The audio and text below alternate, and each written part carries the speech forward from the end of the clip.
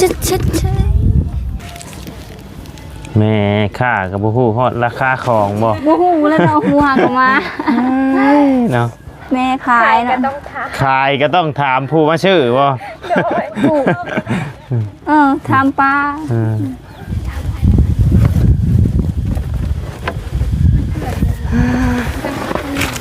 ศาสตร์เป็นศาสตร์ของไผนี่น่ะปูตรงนี้ก็ได้ปะศาสตร์เจ้าบ่ศาสตร์นางเปื้อนบ่ล่ะเนาะศาสตร์เราแกะออกมาใหม่ๆเลยเด้นี่บ่เป็นหยังเพิ่นเลยจะซักเนาะแบ่งกันเด้อโดยบ่จักคมแบ่งเขากันเข้าใจโดยเอาไว้กินยามร้อนๆแซ่บเลยกันมีตู้เย็นนี่แช่ไว้ให้คักหมักยังเพิ่นเอิ้นหมักยังนี่นะบ่แม่นมักแตงสิบ่มักแตงยังก็อ่ะแคนตะลุกบ่ภาษาไทยเพิ่นเอิ้นนะหรือว่าภาษาลาวเฮาเอิ้นมักแตงเมลอน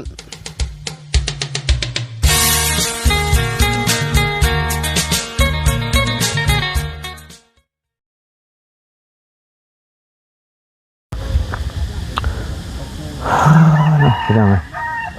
เมื่อคืนนี่ฝนตกบัดตื่นเช้ามาบัดฮ้อนหัวก็จะแตกบาดอบอ้าวเนาะเปิดภาพมาครับพี่น้องเปิดคลิปเปิดภาพมาเมื่อนี้ก็อยู่ทางบ้านห้วยเยื้องคือเก่าเนาะพี่น้องเลยอยู่ทางบ้านเฮือนของสาวคำเพิ่นสาวนางสาวผู้บงเนาะพี่น้องชื่อบงชื่อบ่หรือชื่อผู้บงเนาะพี่น้องเลยเดี๋ยวน่าสิชื่อบงทั้งน้องบงเพิ่นนั่นแหละเนาะพี่น้องเลยไม่ได้อยู่ได้อยู่เนาะพี่น้องเข้ามาหาทั้งน้องคำเพิ่นพี่น้องแต่ว่าก่อนสิเข้าไปหาทั้งน้องคำเพิ่นกะสิไปหาทั้งน้องบงแล้วก็น้องนางเพิ่นก้อนพี่น้องเลยถามข่าวเพิ่นก้อนทั้งนี้ฝนตกแห้งบ่เมื่อคืนนี่เนาะพี่น้องเลยอยู่เมืองเซโปนเฮาฝนตกพี่น้องเลยเมื่อคืนนี่เนาะฝนตกผ้าลงป้าผ้าเหลื่อมแตะโคบเมื่อคืนนี่พี่น้องเลยปิดโทรศัพท์นอนไผ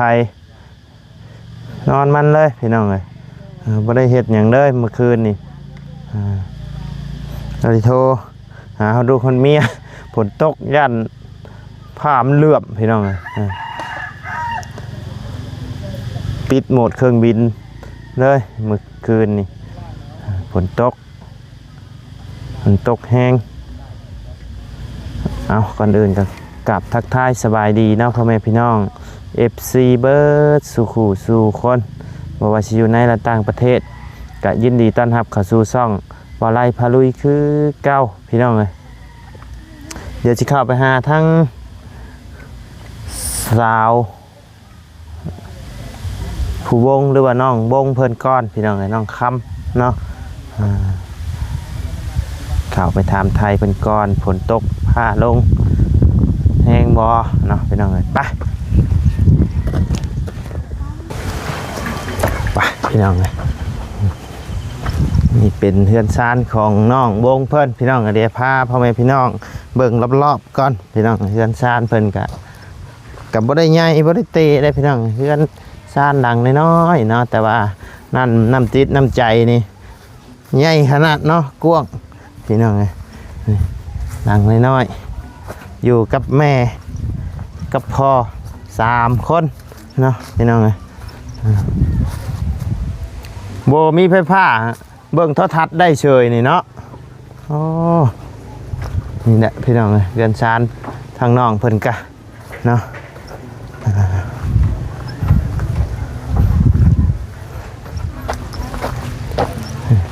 ประมาณนี้พี่น้องเลยโอ้2 สาวสบายดีเด้อแพ็คคูตลอดพี่น้องเลยสองไอ้น้องเนาะอยู่น้ำกันตลอดไปใส่กันไปน้ำกันเจ็บกับเจ็บน้ำกันเพิ่น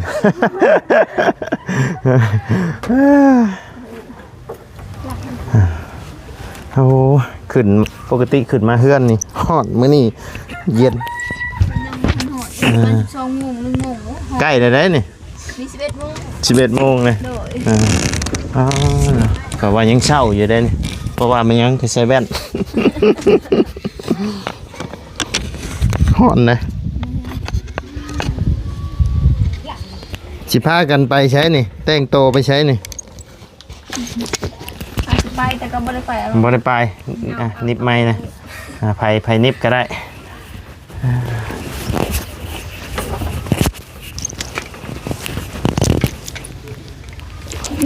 เป็นอะไรฝนตกแห้งบ่อยู่พี่ ตกนิดนึงคือกันเนาะนาง ฮะ ตกนิดนึง บ่ได้แห้ง โดย คิดว่าฝนตกแห้ง บ่ ตกแห้งนี่จับอึ่งได้แล้วอยู่พี่เนาะ บ่ได้บ่มี บ่มีบ่ หวานแม่น กินอยู่บ่เจ้ากะ กิน กินคือกันเนาะ โดย เกลียว่าบ่ได้กิน อยู่ตลาดได้ซื้อนั่นน่ะอยู่บ้านเขาบ่มีดอกอึ่งมีแต่เขีย โอ้ ว แพงได้อึ่งกิโลละ2-3 แสนพวกน่ะผลคันผลแรกนี่แฮงแพงพี่น้องกิโลละ3 แสน4 แสนมีหยังชุบชิบกันเยอะ จากน้ำนาง น่ะ มันเตอะใช่ ใช่พ่อกับแม่เพิ่นไปใช่จ้ะ ไปอยู่บ้านพะโลได้คนเสียเมื่อวาน อื นี้ ม เราไปยังก็ไปหาข้าเจ้าแล้ว ไปช่วยเวียกช่วยงานเพิ่นเนาะ แม่นคน ไปเบิดช่อง แม่น อืม ต้องถ้าไปแยกกันก็พิดกันอีก ผิดกัน แม่นต้องได้ไปน้ำกันหรอกติดกันอันนี้แหละ ไปใช่ต้องไปน้ำกันบ่นี่ แม่น พ่อ ถ้า กับ ไป แม่ เดียวแล้วก็นอกใจฉันจักอะไรเคยก็ มันก็ยากแน่นี่เนาะไปใช้กับมีแต่ว่านอกใจ โดย ไปหาอยู่หากินกับไปน้ำกัน ไปใส่กับไปทำกันติดโตะตลอด ติดโตตลอดพี่น้อง ใช่ อืมนี่คือว่าเราก็หึงเนาะปกติแล้วแหละพี่น้องเลย เออมันแท้ว่า หึงไพ่แต่ไพ่เป็นพายหึงไพ่ทั้งพ่อหรือทั้งแม่ ทางพ่อ ทั้งพ่อเนาะ แม่น อืม เอากันหาก็ได้ช่วงเดือน เอาหาจะได้ช่องเดือน โอ้หาจะเอากันช่องเดือนบ่นี่นะ แม่นคอยไม่ได้อยากให้คนเอาเลยแม่เอา อืม คอยอยู่สวรรค์นะคอยโอ้ย ตอนเพิ่นเอาไอ้เจ้าบ่ได้อยู่บ่ บ่ได้อยู่เขาบ่ได้ฮู้หยัง บ่ได้ฮู้ช้ำตอนมาจนเพิ่นเอาแล้วจังฮู้ แม่น อืมอิหยังน่ะมาชื่ออิหยังกันน่ะ ชื่อขนม นำบ่อาบตัวนั้นเอ้ามันยังคือเงินได้ใช่ไหม อืมชิชูบขี้มูกปูดก็กินขนมเนาะหลานบ่ หลานพอเพิ่นว่าอาบน้ำให้ลูก น้อย เอ้ยพอกันเลย เพื่อนเจ้าขายของน้ำบ่นี่เนาะ โดย เอ เอ็มก็ไหว ขายของน้ำพี่น้องอะ บ่ พอ ไม่ร้อย พอได้ใช้เนาะ เอ็มก็ไหว ขายของขายขนม เนาะ พอได้หยวดเด็กน้อย เทมช ยาม น้อง เพิ่น ละ ให้ อย่าใจไอ้มึงชน้อง7,000นะมึงชน้อง7,000อ้าว6มา7ไม่กลัวไงกลัว7หรือ6อ่ะมึงชน้องมัน แม่ กูไป แม่ ชน้อง ทั้งแม่ค้าบ่ฮู้จักราคาของบ่ โอ้แล้วแม่เขาขายทำฮักก็มาอย่างวะจะเขาขายอะไรไม่เห็นบาทเท่าไหร่เอ้าเลย บ่ได้ไปเด็ดน้ำเซ่บ่ฮ้อนๆเนี่ยนี่ อยากไปแล้วนะ บ่ได้ไป อยากไปอยู่ อยากไปอยู่เอารถชื่อไม่ได้ใช่ ขับบ่เป็นแต่ บ่ เพิ่น เป็น ซื้อให้พ่อ มีแต่ขี่เป็นเนาะครับ ลงได้ บ่ ปะ เป็นพี่น้องไง ลงได้ปะลูกซุ่มเคยลงได้ใช่ปะ ได้บ่ เบิ้ง ห้องพัดลม150,000 อ่า คันห้องแอร์นะห้องมีห้อง200,000คันเตียงคู่ก็250,000 แพงเนาะ น้อย ทำเห็ดเดือนนึงและเดือนนึงงดหลายจะค่าอยู่ค่ากินอีกแล้ว ตั้งแต่มานี่ เฉพาะแต่ค่าห้องนี่สร้างเฮือนได้เป็นหลายดังแล้ว เพราะว่าคืนละแสนนอนห้องพัดลมได้150,000 นอน กันนอนห้องแอร์นี่บ่ไหว้ แม่น หน่อยต้องใช้ค่าใช้จ่ายหลายจักค่าอยู่ค่ากินข้าวน้ำซื้อกินบัต ถ้า ถุอยาง เที่ยวไปเที่ยวมานี่ค่าน้ำมันมันก็หลาย แม่น แม่นเลย จักน้ำมูกน้ำมันอีกโอ้หลายอย่างน้อง แพงหมดเลย แม่น เครื่องเลี้ยว ว่าจักมือสิซื้อเต้นมาหากลางนอนอยู่แถวนี้เยอะ บ่มีเงินจ่ายค่าห้องเลย แพงแหละแพง น้อย จะค่ากินค่าอยู่ซื้อของกินก็แพง แม่น โอ้ยยังมีแต่แพงหมด โอ้แพงชั่วมือนี่ เงิน เป็นนวดถุง5,000ชั่วมือนี่ถุง10ปลายเช้าเลย แม่น ค่าของชีพมันสูงชั่วมือนี่พี่น้องเอ้ยเฮ็ดหยังก็โอ้ยเงิน300,000นี่บ่กล้าไปฮอดตลาด แม่นพาไปเลย ตะกี้เงินเป็นแสนนี่หิวมาจนแขนก้ง อันนี้แล้ว100,000จากได้อย่างหนึงซื้อเลยแล้ว บ่ได้หยัง มันแพง ท่านกินข้าวเที่ยงนะบ่มื้อนี้ ยัง ยัง ขนาดข้าวเช้ายังไม่ทัน อ๋อยังบ่ทันกินบ่ เลยบ่อยาก พอดีได้ไปกินพร้อมข่อยก็ได้ข่อยซื้อปิ้งไก่มาอยู่ โดย ซื้อปิ้งไก่กับสมพักจักสิซื้อหยัง บ่จักคำซื้อ โดย ซื้อปิ้งไก่มาอยู่เดี๋ยวไปนั่งกินอยู่เตียงหมองเฮือนสอค่ำเพิ่นก็ได้เนาะ โดย ไปกินน้ำกันมันจังแซ่บพี่น้องเอ้ยกินหลายคนกินผู้เดียวก็บ่แซ่บคือเก่ายังบ่ได้กินข้าวเช้าติคือกันข่อยก็ มันบ่อยาก ตื่นมากินกาแฟแล้วก็แล้ว แล้วเขา ประมาณเพิ่นละเที่ยง 11 โมงกินข้าวเช้าคันข้าวและคันข้าวเที่ยงนี่ตอนแรง แม่น ตอนแรงเพิ่นละจึงสิได้กิน เพราะว่าไปเฮาไปในรถในทางเนี่ยบ่พอสิได้ซื้อกินนะไปเรื่อยๆไปแล่นไปหมอง ไป นั้น หลายบ้านเนาะ แม่นไปทุกโอ้เมืองเชโปนี่ไปเกือบทั่วเบิดล่ะ ปุ๊บ้านตะนงตะนางเข้าไปเลยบ้านตะนางเข้าไปอีกไกลไปฮอดบิละเข้าไปไอ้ ว่า ทางเมืองอีหยังเมืองบัวละพาอีหยังผู้ไปเบิดไกล ทางยากเลยนะ แม่น เมืองบุรพา แม่นจะเคยไปบ่ บ่เคยไปแต่เห็นเขาเว้า โอ้เห็นเพิ่นเว้า บ่ เนาะ เคยไปจักเทื่อบุรพาไปแถววิระแหละไป น้อยบิละไปบ่ เคยไปอยู่นั่น ไปเฮ็ดเวียกบ่ บ่แม่นไปประธานนางลาวเด้ โอ้ไปประทานนางลาว โดย ไปยังบ่ฮอดซ้ำมื้อนะ โดย คำกลับ เทื่อ เขา นึงนะผมไปหากระเทื่อนึง ครับกลับออกมา ก็ไปทางนั้นเข้าไปทางนั้นแล้วเนาะเมืองบัวละพาแกแต่ว่าไปยังบ่ฮอดมื้อน่ะพี่น้องนะ โดย กลับคำก่อนกลับออกมา ไปว่าสิไปว่าหาหมู่บ้านแบบว่าไปหาแจกเครื่องแจกของในหมู่บ้านแบบว่าทุกอย่างน่ะไปบาดมีแต่เฮือนหลังใหญ่ นั่นน่ะ ๆแม่นอันบ้าน ง่ายได้เพื่อนทุกคน บ้านอีหยังบ้านในก่อนสิฮอดมิละนะบ้านจังบ้านนี่ช่างว่าบ้านใน เป็นบวกบ่แม่น บ้านบวกค่ำหรือบ่อีหยังเนี่ยบวกค่ำบวกหยังเนี่ยเข้าไปอันหัวสวนมันเพิ่นน่ะกลัวฮอดหัวเฮือนข่อย เขาว่าใส่ตะนางคักๆอ้อ เพิ่นมี ด้วยเนาะทางนั้นเนาะเพิ่นด้วยพี่น้อง เขามี เมือง เขาเฮ็ดให้ ชม ทางนั้นอันนั้นเขาเฮ็ดนาแล้วเขาบ่ได้เฮ็ดให้ปานใด แต่ว่าลูกได้ทางนั้นแบบว่าตามตีนผู้นี่เพิ่นเฮ็ดไอ้ไถนาเป็นขันนะเขาว่าเข้าใจเฮ็ดเนาะเขาว่า แม่น คันบ่รู้บ่มันสิเฮ็ดบ่ได้ได้นั่นน่ะเนาะ แม่นเพิ่นจ้างรถที่เพิ่น ได้ แน่ ไปโอ้ยเขาว่าทางเข้าไปแม่นสิเป็นตาบ้านใหญ่วะหอกมีแต่เฮือนหลังกอบ่แต่ละหลังฮะ แม่น มี เขา แต่ มี คนรวยเนาะ แม่นเพิ่นรวยเนาะ เขามาได้ทาง แต่แรกทางนี้ก็แบบเพิ่นก็รวยอยู่แต่ว่าสิขึ้นมาเส้นนี้นี่ มีอยู่แล้วแต่ว่าเพิ่นบางหลังเพื่อนเพิ่นก็บ่เฮ็ดเด้เฮือนหลังน้อยๆหังมีฮอดรถวิโก้รถตู้จอดอยู่อันนี้ก็จักว่าพระคิริวห่อทองมาจักนี่บ่ เขามีอันนี้ โดยพอมีอยู่มีกินเนาะ โดย ก็บ่ถึงขั้นว่าทุกข์ยากพี่น้องเอ้ยพอมีอยู่มีกินทางเฮือนเนาะโดยพอไปพอมาสำบ้านสำเมืองเนาะ โดย คือกันขอกัน สิทุกข์ก็บ่ทุกข์ โดย พ อา อ ยุเชโนบ่อายุไส แม่นเชโน เชโนบ่นะ เชโนเบันเลย อยู่บ่ได้อยู่ในตัวเมืองชะโนดอกมีบ้านครับไปอีกบ้านโคกใหญ่แต่อยู่ แถวเซโน แต่แมนอยู่ใกล้กับเชโนแหละ สุภาพแล้วอยู่ว่าซิเซโปนแต่อยู่บ้านเขายืนแบบนี้เนาะ แมนคือแน่นี่แหละแต่ว่าสิอยู่ใกล้กว่าเยอะอยู่บ่ไกลปานใด แม่น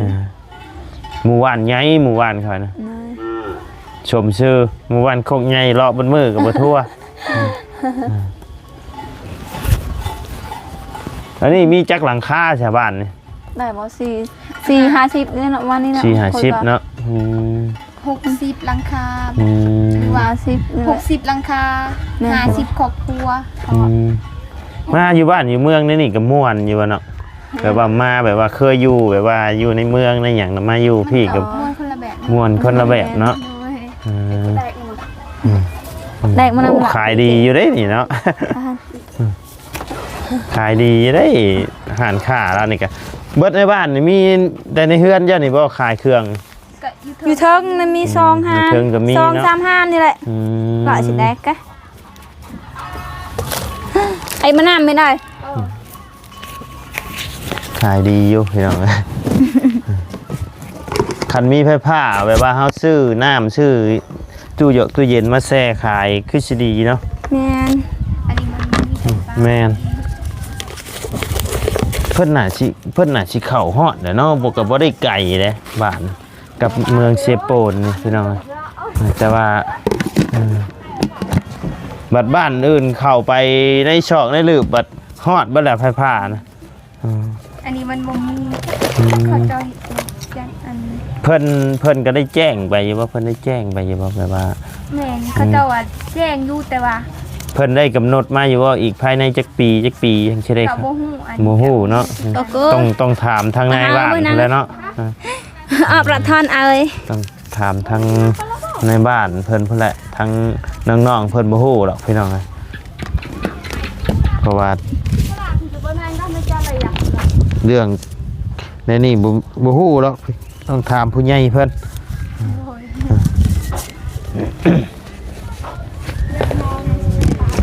ชิด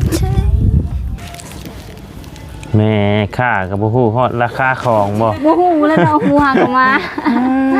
เนาะ แม่ขายเนาะ ขายก็ต้องถามผู้มาชื่อบ่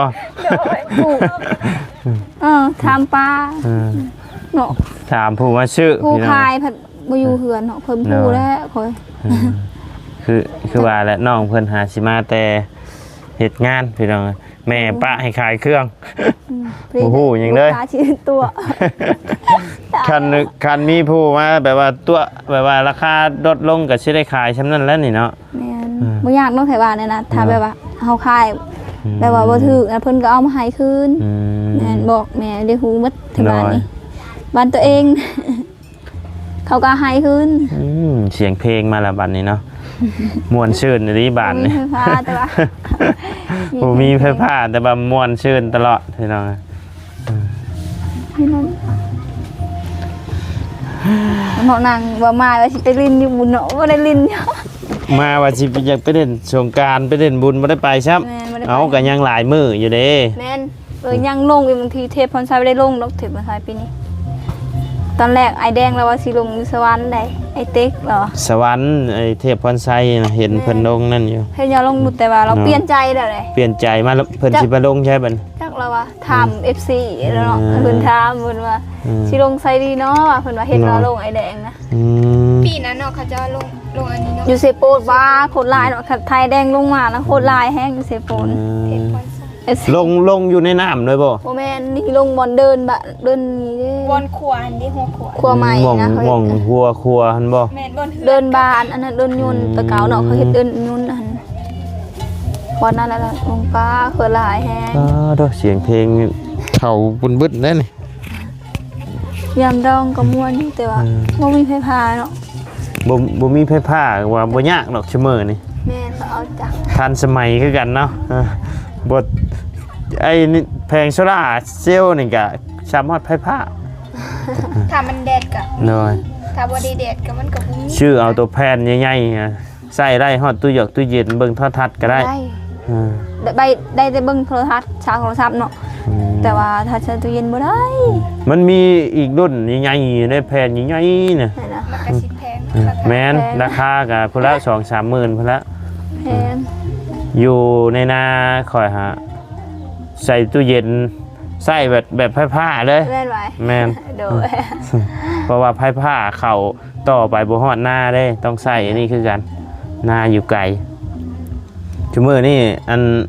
เฮือนน่ะเป็นเฮือนห้าง บ่มีไผอยู่ เพื่อนอายนะ แม่นบ่มีไผอยู่เอื้อยหยังก็ออกไปนอนอยู่หน้าเบิด อ๋อบ่มีพายุเลยอายก็ไปเฮ็ดเวียกมื้อนี้เนาะ แม่นเอื้อยก็ออกไปนอนเผาชวนเผาให้อยู่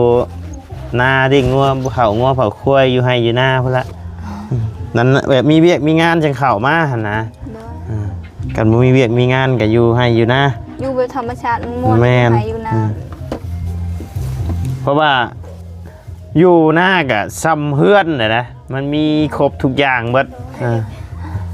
แต่ก็บ่อยากเข้ามาบัดนี้เข้ามาบ้านมันเป็นบ้านใหญ่แบบว่าทางก็แคบๆหั่นนะมันบ่โล่งคือในนี่โล่งอยู่ในนี่อันนี้หลังคาติดๆกันเด้อในบ้าน บ้านอายนะ แม่นยากไปใส่กันยากแต่ละเฮือนเพิ่นเฮ็ดหัวก่อกำแพงอ้อมเบิดแล้วมันคือรถเข้าออกก็ยากแม่นดินไผดินมันแต่มันยากอึดอัดพี่น้องอยู่ก็อึดอัดคันมีเวียกมีงานแบบมีงานดองงานหยังงานบุญงานหยังจังได้เข้ามา นี่ ตุ้มมาโฮม เริ่ฮ้อนเลยเนาะมันเริ่มสิเที่ยงแล้ว แม่น เริ่มฮ้อนแล้วนี่ เนี่ยไปเด่นน้ำเชพุ่นละห่อนก็ลงอาบน้ำเชพุ่นโอ้อยู่ใกล้เพลงเนี่ยเริ่มบ่ไหวแล้วข่อยกะป้าไปอันนั่นปะไปเอา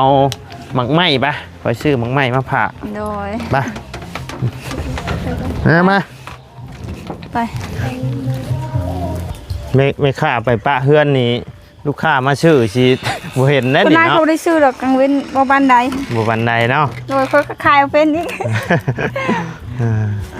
จะได้แม่เขาก็มา เพิ่นไปนอนอยู่พุ่นเด้อบ่ คอยนะ อันแม่ นอน ก็พอจ้ะ อยู่ภาคนั้น อืม นอนอยู่หั่นนาบ่าว เพิ่นไปนอนอยู่พุ่นเด้อบ่มื้อนี้บ่ แม่คอยนะ แม่น เดินออกมา เออโอ้เพลงกำลังมาแรงใช่ไหมอันนี้เอาลูกนอนหน่อยทางนี้กันเนาะลุงหนวดเฮ็ดจะช่างเด้น่ะเนาะ ทัก มาพี่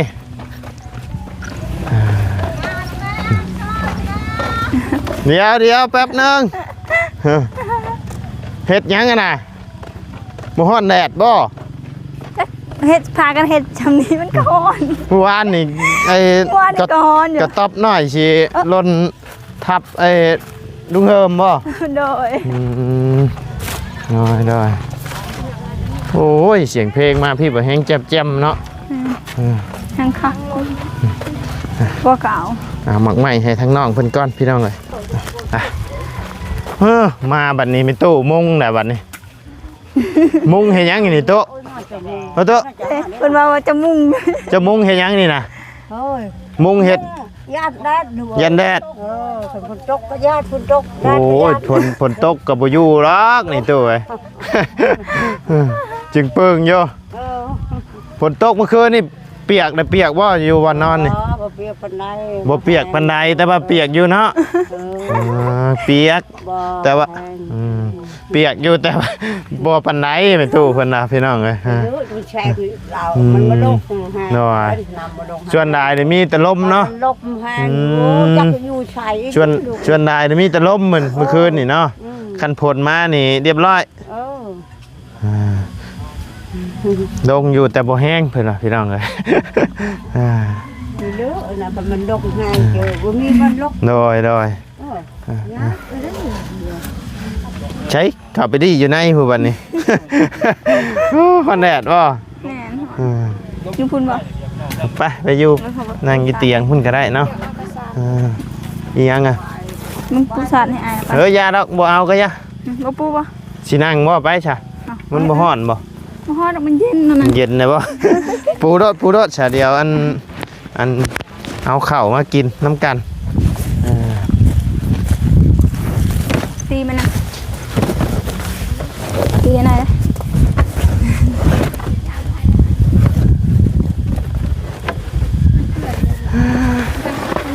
ได้บ่ ศาสตร์เป็นศาสตร์ของไพ่นี่นะ ปูตรงนี้ก็ได้ไป ศาสตร์เจ้าวะ ถ้าเอานาง เปื่อนไปแล้วเนาะศาสตร์เราแกะออกมาใหม่ๆเลยเด้นี่ บ่เป็นหยังมันเลยจะสั่นเอา โดย ปูนี่ นี่เด้อหมักไหมเด้อเอาไปแบ่งกันเด้อเจ้าสองคนเด้อ ได้หลาย แบบ เด้อ บ่ได้แบ่งมาให้ได้ไปแบ่งกันเด้อ โดยได้หลาย หมักแตงกับหมักแอปเปิ้ลเนาะแบ่งกันเด้อ โดย โดยบ่จักคมแบ่งเขากัน เข้าใจ โดยเอาไว้กินยามฮ้อน เนี่ย ๆแซ่บเลยคันมีตู้เย็นนี่แช่ไว้ให้คักหมักยังเพิ่นเอิ้นหมักยัง นี่นะบ่แม่นมักแตงสิบ่มักแตงหยังก็เขาอ่ะ บ่แม่นมัน แคนตะลุกบ่ภาษาไทยเพิ่นเอิ้นนะหรือว่า ซาลาวเขาเอิ้นมักแตง เมลอน เขาเอิ้นมันเป็น หมักแตงบ้านเฮาเอาง่ายๆกับหมักแตงแต่ว่าหวานเด้ แม่นว่านะ หน่อยโอเคซะเนาะพ่อแม่พี่น้องสำหรับคลิปนี้ทั้งบ่ไลก็สิได้ขอจบคลิปลงไปเพียงสำนี้กันเด้อพี่น้องเด้อขอบบุญขอบคุณพ่อแม่พี่น้องและ FC เบิดสุขุสุขคนเนาะ สำหรับคลิปนี้บ่ไลน้องนางน้องวง โดย เนาะ เราจบคลิปสำเร็จ โดยสบายดีเด้อ โดยสบายดี ไปพี่น้อง